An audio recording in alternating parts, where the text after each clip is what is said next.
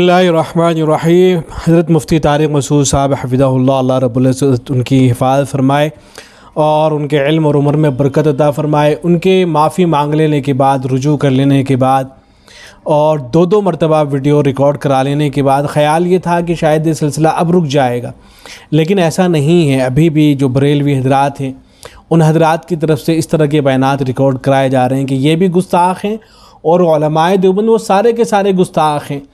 ये कोई पहली मरतबा तो हुआ नहीं, बल्कि इनके तो आबो अजदाद गुस्ताखियाँ करते चले आए हैं। इस तरह की बातें की जा रही हैं। तो वीडियो बयानात अभी भी आ रहे हैं, बरेलवी हज़रात के तहरीरें लिखी जा रही हैं और बार बार इसी मुतालबे को दोहराया जा रहा है कि तो गुस्ताख हैं। बाज़ हज़रात ये मुतालबा कर रहे हैं कि उनको गिरफ़्तार किया जाए, बाज़ हज़रात की तरफ से इस तरह की बातें हैं कि उनको सख्त से सख्त सज़ा दी जाए। तो मुख्तलिफ़ किस्म की बातें हो रही हैं। तो मुनासिब मालूम ये हुआ कि जो बरेलवी उलमा के यहाँ चीज़ें पाई जाती हैं, वो कुछ चीज़ें इन हज़रात की खिदमत में पेश कर दी जाए।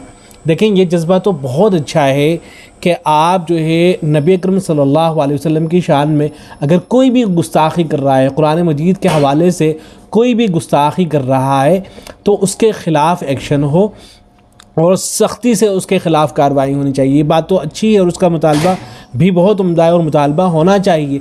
लेकिन अगर किसी से अनजाने में गलती हो जाए और वो फिर अपनी बात से रुजू भी कर ले और अपनी गलती का एतराफ़ भी कर ले, तो क्या उसके बावजूद भी ये सिलसिला ऐसे ही जारी रहेगा? तो अगर आप ये सिलसिला ऐसे ही जारी रखना चाहते हैं तो देखें, ज़रा आपके बड़ों ने जो किताबें लिखी हैं, ज़रा सा उनका जायज़ा ले लेते हैं और ये फ़ैसला जो है आवाम के हवाले कर देते हैं कि मुफ्ती तारिक मसूद साहब ने तो अपना दिल बड़ा करते हुए यहाँ तक किया कि जो कुछ उन्होंने कहा था उससे रुजू किया, एक मरतबा रुजू किया, फिर दोबारा किया, फिर अपनी गलती का एतराफ़ किया, माफ़ी मांगी, सारा काम कर लिया। लेकिन आप रात के यहाँ जो चीज़ें लिखी गई हैं, क्या उनके हवाले से भी कभी कोई गुफ्तगू होती है? मिसाल के तौर पर ये एक बहुत बड़े आलिम गुज़रे हैं बरेलवी, शेखुल इस्लाम मुफ्ती आदम शाह मोहम्मद मज़हरुल्लाह दहलवी साहब, उनका तर्जुमा है और तफसीर है, तफसीर मज़हरुल कुरान के नाम से।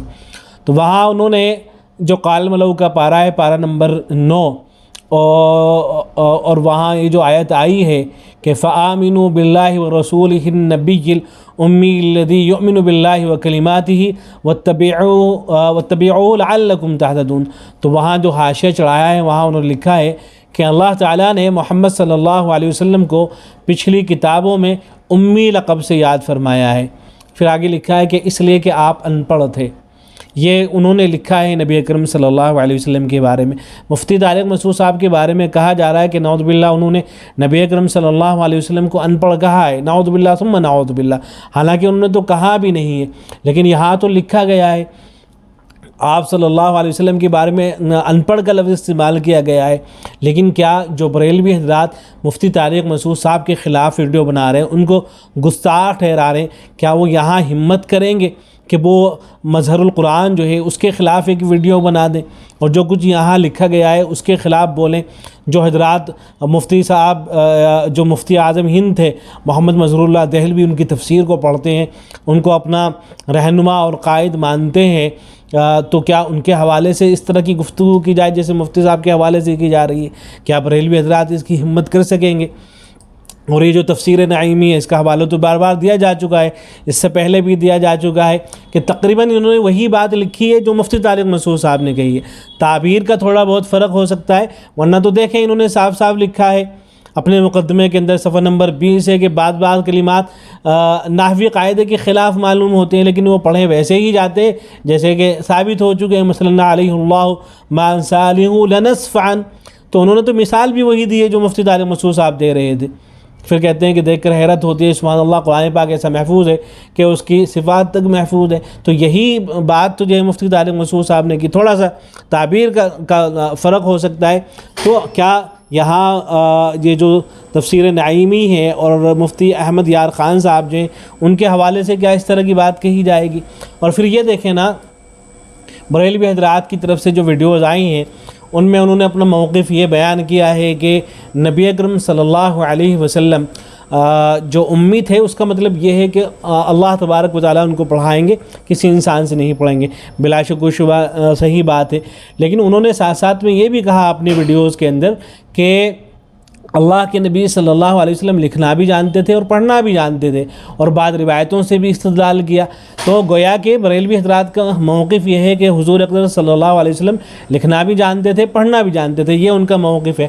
یہاں دیکھیں کنز الایمان جو ترجمہ ہے احمد رضا خان صاحب بریلوی کا، انہوں نے جو امی کا لفظ آیا ہے وہاں اس کا ترجمہ دیکھیں کیا کیا ہے۔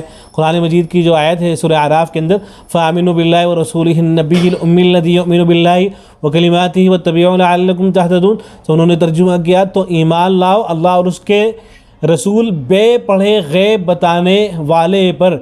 تو انہوں نے امی کا ترجمہ کیا ہے بے پڑھے غیب بتانے والے پر، النبی الامی کا ترجمہ انہوں نے کیا ہے۔ تو سوال یہ ہے کہ آپ حضرات کا تو موقف یہ ہے کہ نبی اکرم صلی اللہ علیہ وسلم پڑھنا جانتے تھے، اور یہاں پر انہوں نے ترجمہ کیا ہے کہ بے پڑھے، گویا کہ ان کے نزدیک تو آپ صلی اللہ علیہ وسلم پڑھنا نہیں جانتے تھے۔ تو آپ کے بقول کیا احمد رضا خان صاحب بریلوی بھی وہ گستاخ ٹھہریں گے؟ اس لیے کہ وہ تو یہ سمجھ رہے ہیں کہ آپ صلی اللہ علیہ وسلم پڑھنا نہیں جانتے تھے، تو کہ آپ کے نزدیک وہ بھی گستاخ ٹھہریں گے؟ تو اور وہ پھر امی کا ترجمہ بے پڑھے کیسے کر دے رہے ہیں؟ جیسے انہوں نے النبی کا ترجمہ کر دیا ہے غیب کی باتیں بتانے والے، غیب بتانے والے، اور دور سے کوئی کوڑی نکال لائے ہیں، تو ایسے ہی امی کا ترجمہ بھی کر دیتے، امی کا ترجمہ بھی کوئی ایسا کر دیتے جس میں بے پڑھے کا ذکر ہی نہ ہوتا۔ اس لیے کہ آپ کا تو موقف یہی ہے۔ تو بہرحال آپ سے سوال یہ ہے بریلوی حضرات جو یہ کہہ رہے ہیں، اس طرح کی باتیں ہو رہی ہیں ان کی طرف سے کہ امی کا ترجمہ بے پڑھے یہاں پر کیسے کر دیا گیا، جبکہ آپ کا تو موقف یہ ہے کہ آپ صلی اللہ علیہ وسلم پڑھنا بھی جانتے تھے، لکھنا بھی جانتے تھے۔ اور ایسے ہی دیکھیں مقیاس الحنفیت کا بعد اور بھی اہل علم نے حوالہ دیا ہے، اس میں یہ دیکھیں کہ عبارت آئی ہے جو بہت بڑے عالم تھے بریلوی عالم مولانا عمر صدیقی صاحب، ان کے بارے میں لکھا ہے جنید زماں پیر طریقت مناظر اعظم ابو عبدالوہاب مولانا محمد عمر صدیقی علیہ الرحمہ۔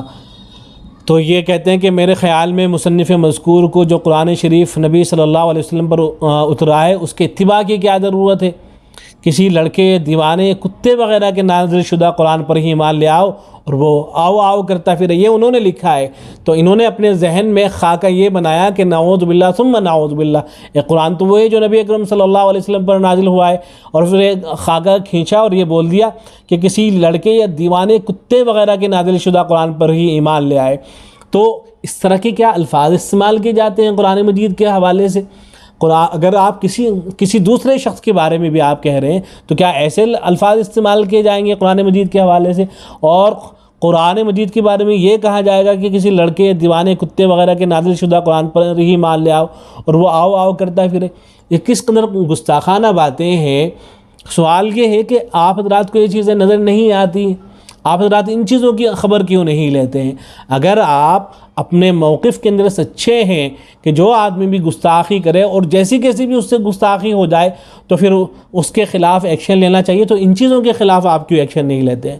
پتہ یہ چلا کہ آپ کا معیار الگ ہے، جب اپنوں کی بات آتی ہے تو معیار بدل جاتا ہے، جب غیروں کی بات آتی ہے تو معیار الٹا ہو جاتا ہے۔ علماء دیوبند کے یہاں تو آپ کو یہ چیز نظر نہیں آئی، مفتی طارق مسعود صاحب سے تعبیر کی غلطی ہوئی تو علماء دیوبند نے تو سب نے جو ہے اس کی مخالفت کی۔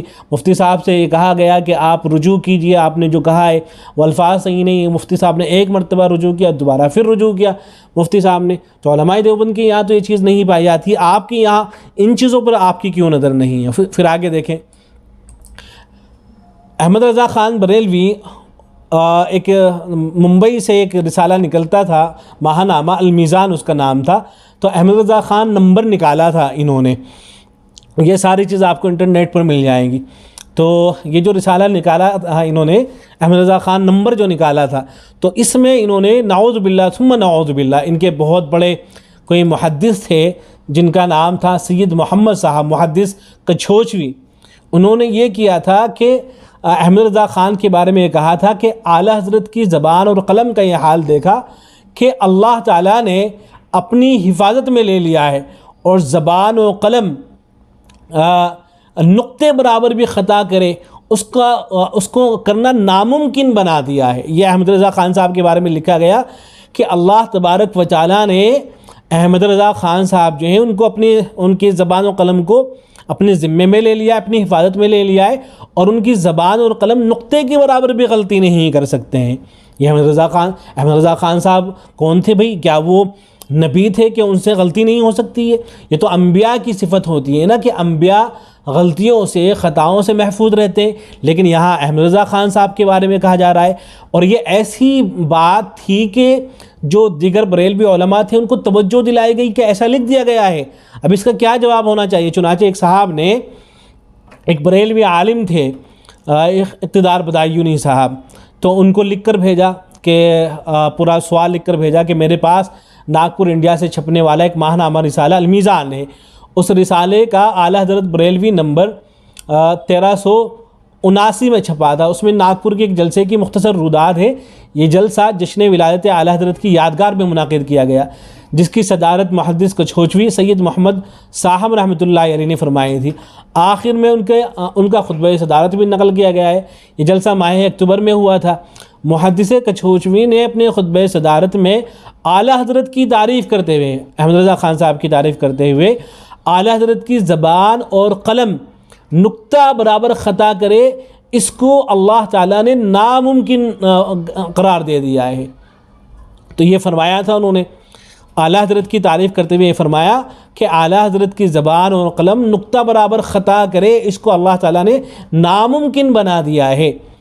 اس جملے پر ایک شخص نے اعتراض کیا ہے کہ یہ بات درست نہیں ہے، اور اسی نے مجھ سے پوچھا، میرے پاس بھیجا ہے، تو آپ بتائیں کہ اعلیٰ حضرت کے متعلق ایسی عقیدت رکھنا جائز ہے یا نہیں؟ تو ان صاحب نے جو ہے جواب میں لکھا پہلے تو کہ یہ ایک بہت بڑے بزرگ عالم و محدث کا قول ہے، لہٰذا کچھ دن سوچنے سمجھنے کی مہلت دو، شاید کوئی جواز کا پہلو یا صورت نکل آئے۔ خطائے بزرگان گرفتن میں جلد بازی کرنا درست نہیں ہے۔ پہلے تو انہوں نے یہ لکھ دیا کہ اتنے بڑے بزرگ ہیں، وہ تو محدث ہیں، انہوں نے یہ بات اگر کہی ہے تو کچھ نہ کچھ سوچ سمجھ کر کہی ہوگی، پہلے تو یہ لکھا۔ لیکن پھر کہنے لگے کہ بہت عرصہ غور و خوض کے بعد بھی اس فقرے میں جواز کا کوئی پہلو نہیں نکل سکا۔ محدث صاحب علیہ الرحمہ کی میں نے بہت تقریریں پاکستان میں سنی ہیں، بہت احتیاط سے تقریر فرماتے تھے، کبھی کسی لفظ پر کوئی بھی کسی طرح سے بھی گرفت نہیں کر سکا، مگر نامعلوم اس خطاب میں ایسا قابل گرفت جملہ کیوں کر بول گئے؟ یہ لفظ غالباً عقیدت کے جذبات میں فرما گئے ہیں، ہو سکتا ہے بعد میں اس کا احساس ہو گیا ہو۔ بہرحال یہ پورا فقرہ شرعاً جائز نہیں ہے، کیونکہ ناممکن الخطا رب تعالیٰ نے صرف انبیاء کرام علیہ الصلوۃ والسلام کو بنایا ہے۔ انبیاء کرام علیہ الصلوۃ والسلام سے کسی دینی یا دنیاوی معاملات قول و فعل میں ولادت سے وفات تک کوئی گناہ، خطا، لغزش کا سرزد ہونا ناممکن و محال ہے، اور محال بالذات نہیں، محال بالعصمہ ہے۔ یعنی اللہ تعالیٰ نے مثل ملائکہ انبیاء کرام علیہ الصلوۃ والسلام کو معصوم بنایا ہے، جس کی وجہ سے تمام انبیاء علیہ الصلوۃ والسلام کی شان اقدس ہے کہ وہ گناہ و خطا، لغزش کر سکتے ہی نہیں، قادر ہی نہیں ہوتے۔ معنی ہے ناممکن ہونے کا، یہی معنی ہے ناممکن ہونے کا، لہذا کسی بھی غیر نبی کے لیے یہ الفاظ کہنا ہرگز جائز نہیں ہے، یہ انہوں نے لکھا۔ تو احمد رضا خان صاحب کے لیے تو اتنے بڑے الفاظ استعمال کر لیے جاتے ہیں کہ ان سے کوئی غلطی نہیں ہو سکتی ہے، اللہ نے ناممکن بنا دیا کہ وہ ایک نقطے کی بھی غلطی کریں، یہاں تک لکھ دیا گیا ہے، تو ان کو تو نبوت کے درجے پر سرفراز کر دیا آپ نے لے جا کر کے۔ تو کیا یہ خطا نہیں ہے، یہ غلطی نہیں ہے، یہ گستاخی نہیں ہے، یہ چیزیں نظر نہیں آتی ہیں؟ تو ان چیزوں پہ بھی تو آپ حضرات نظر کریں، تھوڑا سا حوصلہ رکھیں۔ اگر کسی آدمی سے زبانی طور پر کوئی غلطی ہو جائے، اس کو احساس بھی ہو، شرمندہ ہو، بتا رہا ہو کہ میں یہ کہنا چاہتا تھا، تعبیر ایسے ہو گئی ہے، تو اس کو کچھ موقع دیں، اور وہ جو کچھ کہہ رہا ہے اس کی بات کو تسلیم کریں، اور اگر آپ کو تسلیم کرنا ہی نہیں ہے تو پھر یہاں بھی آ جائیں، آپ ان چیزوں کو دیکھیں کہاں ان کی گنجائش نکلتی ہے۔ ہم نہیں کہہ رہے، خود آپ کے علماء کہہ رہے ہیں کہ ان باتوں کی گنجائش نہیں نکلتی ہے۔ تو یہ چند حوالے ہم نے پیش کیے ہیں، ورنہ تو اس طرح کے نہ جانے کتنے حوالے مل جائیں گے، کتنی ایسی اس طرح کی باتیں ہیں، حدائق بخشش وغیرہ اس کو تو دکھایا ہی نہیں گیا، اس طرح کی کتابیں اگر اٹھا لی جائیں تو کتنی باتیں اس طرح کی نکل سکتی ہیں۔ تو اس لیے گزارش ہے، بریلوی علماء حضرات جو ہیں ان کی خدمت میں گزارش ہے کہ یہ موقع اس طرح کا نہیں ہے کہ اس طرح کی باتوں میں الجھا جائے۔ آپ حضرات اپنے کام میں لگیں اور جو دوسرے حضرات ہیں ان کو اپنے کام میں لگنے دیں۔ اس طرح کی باتیں سوشل میڈیا پر لانا اور ان کے ذریعے سے امت میں انتشار پیدا کرنا، یہ کسی بھی طرح سے نہ آپ کے لیے مفید ہے نہ ہمارے لیے مفید ہے۔ لیکن اگر آپ ہمیں مجبور کریں گے، آپ بار بار اگر ان باتوں کو دہرائیں گے کہ صرف مفتی طارق مسعود صاحب ہی نہیں بلکہ ان کے بڑے غلطیاں کرتے چلے آئیں، 100 سال سے یہ غلطی کر رہے ہیں، فلاں نے یہ لکھ دیا ہے، فلاں نے یہ لکھ دیا ہے، تو اگر آپ ان چیزوں کو چھیڑیں گے تو پھر ہم آپ کو کیسے چھوڑ سکتے ہیں؟